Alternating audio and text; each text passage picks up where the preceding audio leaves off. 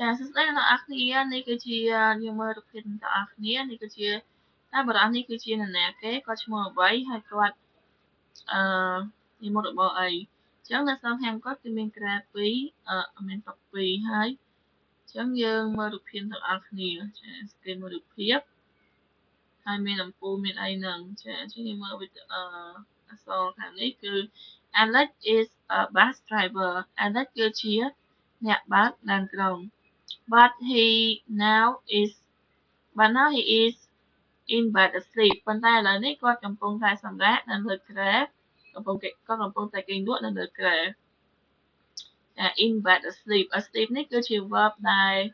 អឺមិនមែនជា continue ទេវាជា simple ដោយសារ asleep នោះបកថាកំពុងតែគេងលក់ he is អឺ he is not driving a bus he asleep គាត់មិនមែនកំពុងបើកឡានក្រុងទេគាត់កំពុងគេងលក់ចាអញ្ចឹងវាជា present simple but he drives a bus ប៉ុន្តែមុខរបរគាត់គឺជាអ្នកបើកឡានក្រុង he is a bus driver គាត់គឺជាអ្នកបើកឡានក្រុង drive មាន s work មាន s ចា drive work មាន s នេះដោយសារថៃបានប្រើមាន s ដោយសារ he នោះគឺជាបរិបទទី3ឯកវចនៈអញ្ចឹងកាលណាបុគ្គលទី3គឺយើងត្រូវថែម s ឲ្យ verb អញ្ចឹង verb drive ហ្នឹងគឺជា verb ដើមអញ្ចឹងយើងថែម s វាទៅជា present simple ដដែលហ្នឹងចា drive s drive មាន s drive work មាន s works do ថែម es ហើយបាន do ថែម es ដោយសារ do ហ្នឹងកតុយវា o អញ្ចឹងកាលណាកតុយវា o គឺគេត្រូវថែម es ឲ្យវាចាគេអត់ថែមតែ s ទេអញ្ចឹងអានេះគឺជាក្បួន grammar ហ្នឹងមកឲ្យតែមានកតុយ o គឺថែម es កតុយអីទៀតថែម es យើងអាចរៀនបន្តទៀតបានចាអឺ is the present simple គឺជាបច្ចុប្បន្នកាលងាយចាអញ្ចឹង verb drive verb do ហ្នឹងគឺជា present simple ទាំងអស់អញ្ចឹងយើងមើលគ្នានៅក្នុងប្រអប់នេះអញ្ចឹងយើងមានស្ពាយខ្លះមាន I we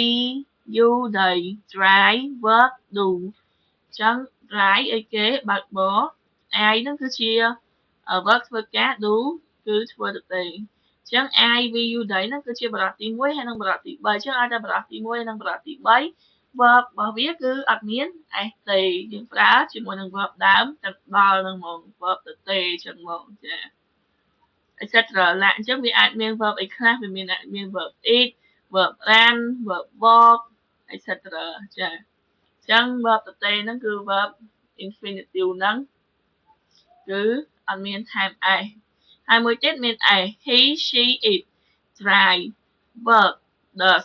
ចឹង he she it ហើយបានគេថែម s ដោយសារ he she it គឺជាបុគ្គលទី3អ្នកដែលគេនិយាយអំពីចឹងហើយអ្នកដែលគេនិយាយអំពី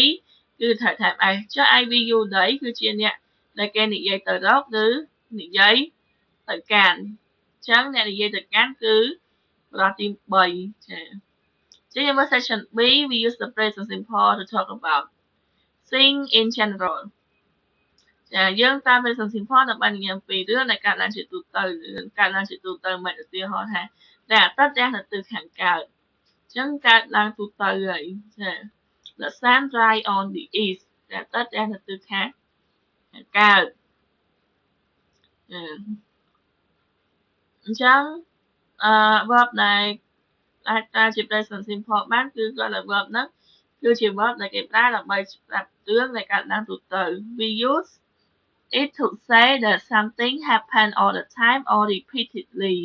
យើងប្រើវាដើម្បីនិយាយថាអ្វីមួយកើតឡើងគ្រប់ពេលវេលាឲ្យទៅដល់ពេលនោះនឹងកើតឲ្យដល់ម៉ោងនោះនឹងកើតរាល់ថ្ងៃរាល់ពេល or repeatedly ឬក៏កើតឡើងដដែល or កើតឡើងដដែល or that something is in general ឬក៏អ្វីមួយដែលជាទូទៅអញ្ចឹងយើងមើលឧទាហរណ៍ក្រោមនេះឧទាហរណ៍ក្រោមនេះមានឧទាហរណ៍ទី1គឺ nurse look after the patient in hospital អញ្ចឹង nurse ហ្នឹងមានន័យថាគិលានុបដ្ឋៈឬគិលានុបដ្ឋាយិកា look after មើលថែអ្នកជំងឺនៅមន្ទីរពេទ្យអញ្ចឹងកើតឡើងទូទៅឲ្យទៅដល់ពេលហ្នឹងដឹងថា nurse មកមើលថែពេលព្រឹកក៏ដោយពេលថ្ងៃក៏ដោយពេលយប់ក៏ដោយ nurse មកមើលថែអ្នកជំងឺហើយចា I usually go away at weekend ជាធម្មតាគឺជាទូទៅ usually ចាខ្ញុំទៅឆ្ងាយនៅចុងសប្តាហ៍ចាអញ្ចឹងពាក្យ usually មានន័យថាជាធម្មតាជាទូទៅអញ្ចឹងយើងអាចប្រើគ្រាន់ឃើញពាក្យហ្នឹងយើងដឹងថាយើងអាចប្រើ present simple បានហើយចា weekend ហ្នឹងចុងសប្តាហ៍ចាហើយដល់ពេល clear អញ្ចឹងយើងអាចប្រើ I go យើងអាចប្រើ he she it goes you go we go they go ឲ្យតែមាន usually អញ្ចឹងដាក់ go មកឆ្ងាយចាមាន verb អីទៀតដែលបញ្ជាក់ពីភាពទូទៅគឺយើងអាចប្រើជា present simple បានចា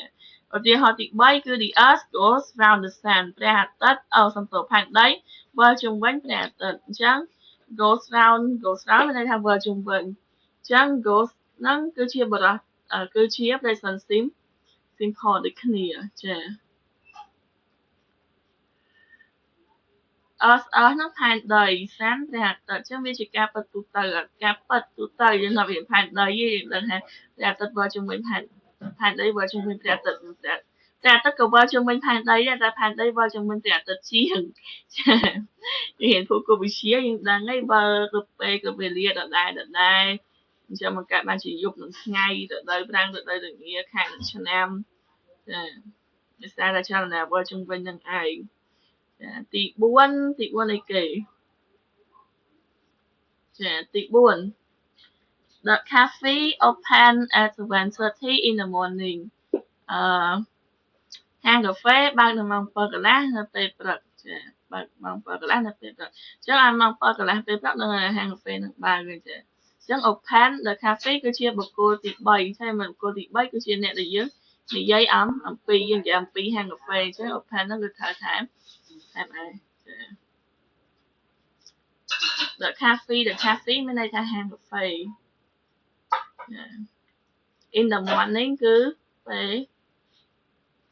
ព្រឹកចាអញ្ចឹងវីដេអូនេះមានតែប៉ុណ្្នឹងទេអរគុណអ្នកនរគ្នាដែលបានទស្សនាវីដេអូនេះកុំភ្លេចជួយគ្រប់គ្រងម្នាក់ជួយគ្រប់គ្រងឲ្យបេដូឲ្យ like អ្នកមួយផងដើម្បីឲ្យខ្ញុំបានផលិតវីដេអូ free ជូនអ្នកនរគ្នាជម្រាបលា